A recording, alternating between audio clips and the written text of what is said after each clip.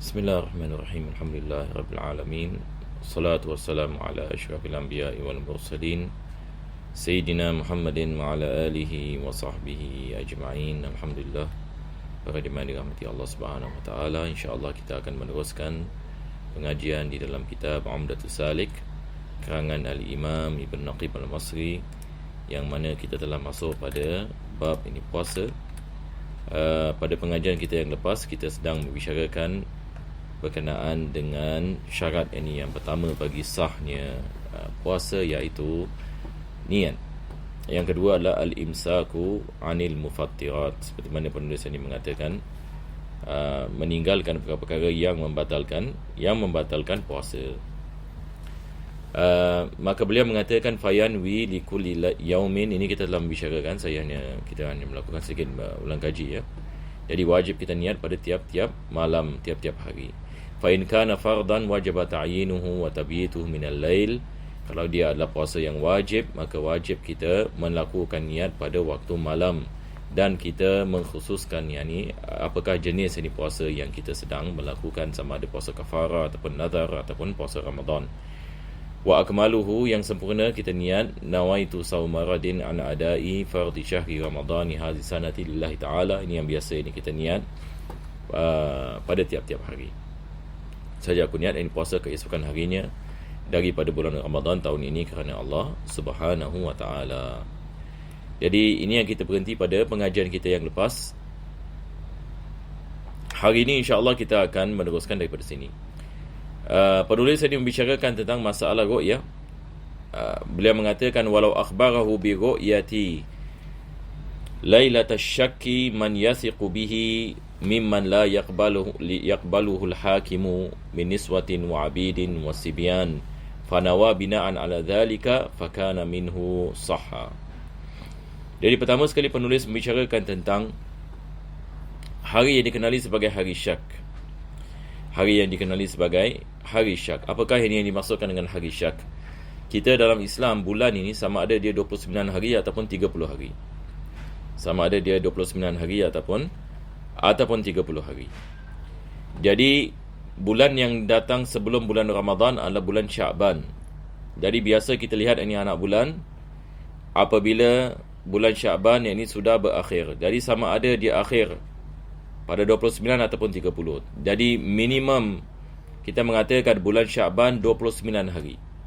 Jadi malam ke-30 Sya'ban kita melihat kepada anak bulan. Sebab ada kemungkinan keesok adalah bulan Ramadan. Ada kemungkinan kita dapat melihat kepada anak bulan, maka besok merupakan bulan Ramadan. Jadi selepas ini malam yang 29 ini Sya'ban, kalau sekiranya kita tidak dapat menentukan sama ada keesokan harinya adalah bulan Ramadan ataupun bukan bulan Ramadan, maka hari tersebut dikenali sebagai hari syak. Kenapa ini hari syak? Sebab ada kemungkinan ia daripada Ramadan, ada kemungkinan ia bukan daripada Ramadan. Dan memandangkan tidak ada orang yang melihat ini kepada anak bulan, maka hari tersebut dikenali sebagai hari syak. Jadi di sini penulis ini sedang membicarakan tentang hari syak, yang mana tidak ada orang yang dipercayai telah melihat ini anak bulan setelah berlalu 29 daripada bulan Sya'ban. Maka beliau mengatakan, akan tetapi walau akhbarahu bi ru'yati lailatash syakki man yasiqu bihi, tapi kalau sekiranya ada orang yang memberitahukan kepadanya dan orang tersebut orang yang dia mempercayainya, akan tetapi ia tidak diterima oleh hakim, seperti mana beliau mengatakan mimman la yaqbaluhul hakim, yakni hakim tidak menerima syahadah mereka, tapi kita percaya kepada mereka. Mereka memberitahukan kepada kita. Seperti apa? Beliau mengatakan seperti segolongan wanita. Segolongan yang ini wanita. Sebab syarat yang bagi terima ini syahadah, orang tersebut mesti lelaki. Tapi kalau sekiranya 10 wanita memberitahukan kepada kita, 10 orang ini misalnya, mereka telah melihat ini kepada anak bulan, dan kita percaya kepada mereka, kita percaya kepada apa yang mereka mengatakan, maka kalau kita melakukan puasa, maka sah ini puasa kita berdasarkan dengan syahadah mereka. walaupun syahadah mereka tidak diterima oleh hakim. Ini yang penulis ini mengatakan. Jadi ini adalah golongan, misal golongan yang pertama, yang mana kita percaya kepada mereka dan syahadah mereka tidak diterima oleh hakim. Seperti apa? Seperti segolongan wanita. Yang kedua, segolongan hamba. Segolongan yakni hamba. Yang ni kita ada hamba yang ni 10 orang, 20 orang yang misalan mereka melihat ini kepada anak bulan. Tetapi mereka hamba, mereka bukan orang yang merdeka. Sekali lagi syarat ini daripada penerimaan ini syahadah adalah dia mesti seorang yang merdeka. Tetapi kalau hamba memberitahukan kepada kita yang dia telah melihat kepada anak bulan dan kita percaya kepadanya, sebab kita percaya kepadanya dan kita mengetahui dia mempunyai ilmu sebagai misal, maka kita melakukan puasa. Kita melakukan pada puasa pada hari tersebut. Fanawa bina'an ala dhalika, kita niat ini puasa bulan Ramadan berdasarkan dengan syahadah mereka. Fakana minhu, dan ia daripada Ramadan, maka sah puasa kita. Yang ni besok ternyata di bulan Ramadan. Jadi kita telah niat ini pada waktu malam itu berdasarkan dengan apa yang diberitahukan oleh wanita dengan hamba. Maka puasa kita adalah puasa yang sah, walaupun syahadah mereka tidak diterima oleh hakim. Wa innawahu min ghairi ikhbari ahadin fakana minhu lam yasih. Tapi kalau sekiranya seseorang itu dia puasa pada keesokan harinya tanpa diberitahukan oleh sesiapa akan berlakunya Ramadan pada hari tersebut, dan dia melakukan puasa tanpa diberitahukan oleh sesiapa, tidak sah puasanya walaupun ia daripada Ramadan. Sebab niatnya tidak sah. Niatnya tidak sah. Sebab ini dia dalam keadaan syak dan asalnya belum lagi masuk Ramadan.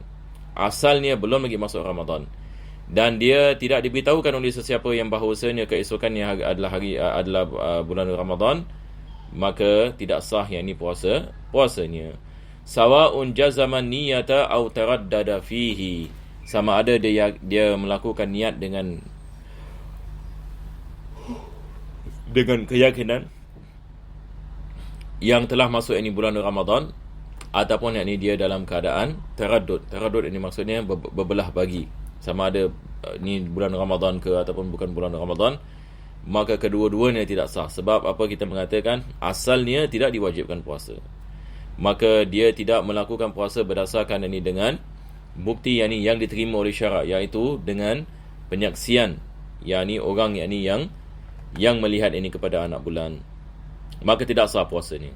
In kana radan min Ramadan, kalau satu orang mengatakan faqala in kana radan min Ramadan fa ana saim wa illa fa muftir.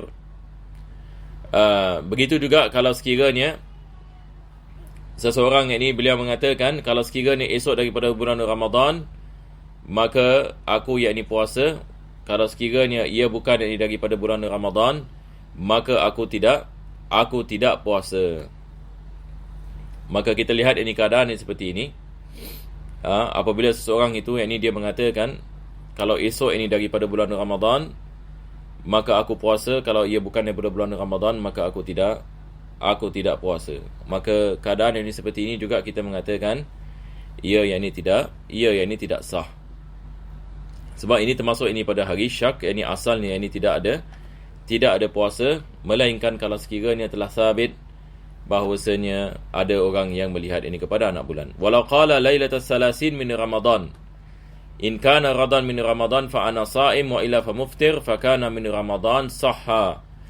Di sini pula berbeza ya. Tadi semua kita membicarakan tentang hari syak. Sekarang bagaimana kalau dia mengatakan hari ke-30 Ramadan, hari ke-30 daripada bulan Ramadan. Beliau mengatakan kalau sekiranya esok daripada Ramadan maka aku berpuasa, kalau ia bukan daripada Ramadan maka aku tidak puasa. Niat seperti ini sah. Apa sebabnya? Sebab asalnya ada puasa. Terbalik dengan hari syak. Hari syak kita mengatakan asalnya tidak ada puasa. Kalau dia menggantungkan niat, tidak sah gantungan niatnya. Tapi kalau sekiranya dia dalam bulan Ramadan dan pada malam yang ke-30, sebab malam ke-30 juga kita lihat kepada anak bulan, sama ada besok raya ke belum raya. Jadi kalau dia mengatakan pada malam yang ke-30 Ramadan, kalau sekiranya esok daripada Ramadan maka aku puasa, kalau tidak aku tidak puasa, ini sah niatnya. Kenapa? Sebab asalnya ada Ramadan. Jadi bezanya di antara kedua misal tadi, hari syak kita tidak boleh menggantungkan niat, sebab asalnya belum ada Ramadan, asalnya belum masuk bulan puasa. Maka ini balik kepada kepada kaedah baqaul asl. Yang ini kita kembali kepada asal. Asalnya tidak ada puasa, maka tidak sah niat kita. Melainkan kalau kita lihat ini kepada anak bulan. Berbeza dengan bulan Ramadan, asalnya ada puasa, maka dibolehkan kita menggantungkan niat pada malam ke-30 Ramadan. Sebab ada kemungkinan malam ke-30 Ramadan itu adalah daripada bulan Ramadan. Jadi di sini penulis mengatakan in kana radan min Ramadan fa ana sha'im wa illa fa muftir fa kana min Ramadan sahha. Dan kalau sekiranya ia daripada bulan Ramadan keesokan harinya, maka sah niatnya, maka sah puasanya. Wa yasihun naflu bi niyyatin mutlaqatin qabla az-zawal. Berkenaan dengan puasa sunat, dibolehkan kita melakukan niat sebelum zawal. Sebelum zawal, dengan syarat kita tidak melakukan perkara-perkara yang membatalkan puasa. Jadi sekarang insya-Allah kita akan masuk kepada yang seterusnya. Penulis ini membicarakan tentang syarat ini yang kedua, iaitu meninggalkan perkara yang membatalkan puasa. Jadi pertama sekali beliau mengatakan wa in akala saimu aw syariba aw ista'ata aw ihtaqana. Yani apabila seseorang itu dia makan ataupun dia minum, ini sebab perkara yang membatalkan puasa, ataupun yang ini dia mengambil yang ini sesuatu.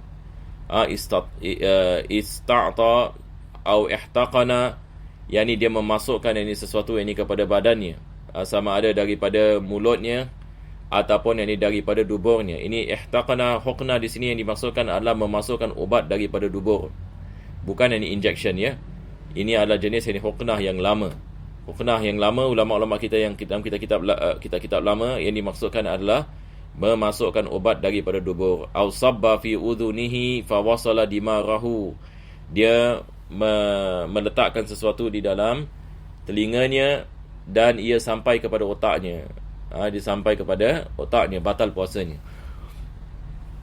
Ala kulli hal, di sini penulis ini beliau membicarakan tentang apa saja yang masuk kepada rongga yang terbuka dan sampai kepada jauf.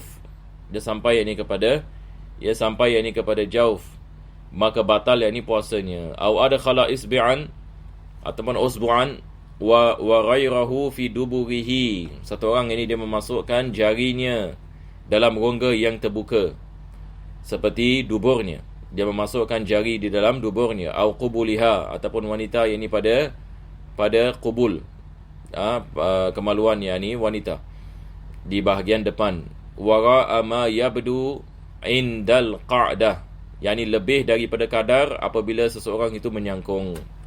Apabila kita menyangkung yang ini dubur dan juga faraj, ini adalah kita mengatakan parasnya. Jadi apabila sesuatu itu dimasukkan lebih daripada paras itu, maka ia telah membatalkan puasanya, sebab dia telah masuk ini ke dalam jauf. Aw wasala ila jaufihi syai'un min ta'natin aw dawa. Ataupun apabila sesuatu masuk ini kepada jauf. Jauf ini boleh membawa makna kita punya otak ataupun perut. Apabila sesuatu masuk ke dalam jauf, min ta'natin, satu orang ini dia kena ta'na. Ta'na ini seperti apa? Kena step ya, kena step. Sama ada dengan pisau ke ataupun dengan tombak. Au dawa, ataupun dimasukkan obat ke dalam perutnya ataupun ke dalam otaknya. Au taqayya'a, ataupun seseorang itu yang ini dia muntah ini dengan sengaja. Dia sengaja yang ini mengeluarkan muntah. Ini semua adalah perkara yang membatalkan puasa. Au jama'a, dia melakukan jima', batal puasanya. Au basyara fi madunal farji fa anzala, dia melakukan pegang ini, memegang ini misalan sehingga dia mengeluarkan air mani, maka ini membatalkan puasanya. Au istamna fa anzala, apabila dia menggunakan dengan tangannya dan dia mengeluarkan air mani, maka batal puasanya. Au balagha fil madmada wal istinsyaq, dia melakukan mubalaghah di dalam madmada dan istinsyaq, ini dia memasukkan air berlebih-lebihan apabila dia melakukan komo-komo dan istinsyaq. Fanazala jaufahu, sehingga kan air itu masuk ke dalam jauf, maka batal yani puasanya. Au akhraja riqahu min famihi kama idza jarra al-khayta fi famihi inda fatlihi fanfasala alayhi riqun summa raddahu. Satu orang dia keluarkan air ludah, selepas itu dia masukkan air ludah itu balik. Ini batalkan puasa ni. Apa sebab? Sebab apabila air ludah itu dimasukkan, maka dia dikirakan sebagai secondary object. Sama juga kalau air ludah itu ada pada benang dan dia menelan kembali air ludah tersebut, maka batal puasanya. Au balagha riqahu mutaghayyiran, dan dia apa telan air ludahnya dalam keadaan dia sudah bercampur dengan benda-benda yang lain, maka batal puasanya sebab dia sudah memakan ataupun meminum sesuatu.